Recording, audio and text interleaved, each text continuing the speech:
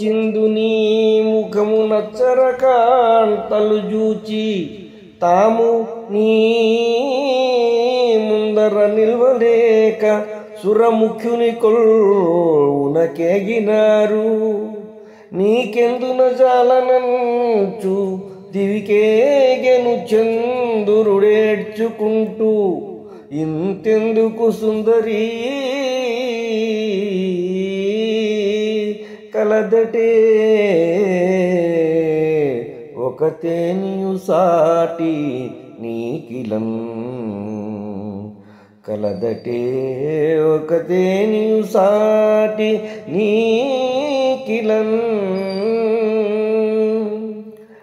అందము చిందు నీ ముఖము నచ్చర కాంతలు జూచి తాము నీ ముందర నిల్వలేక సురముఖ్యుని కొల్వునకేగినారు.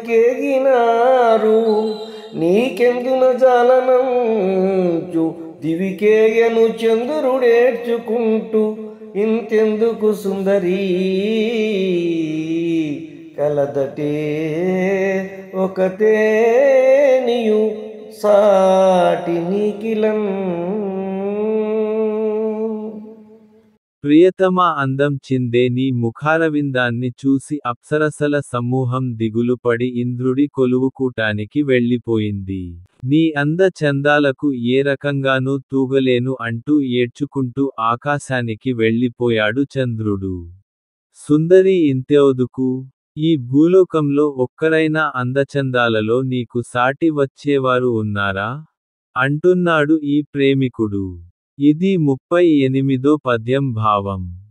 ప్రియురాలిని పొగడటంలో ప్రేమికుడికి కలిగే ఆనందం అంతా ఇంతా కాదు. అతనికి ఆమె ముందు అన్నీ బలాదూరే. అదే విషయాన్ని ఈ పద్యంలో అద్భుతంగా చెప్పారు కవి. అంతే అద్భుతంగా గానం చేశారు విత్రయ శర్మ గారు. వారికి హృదయపూర్వక నమస్సుమాంజలి.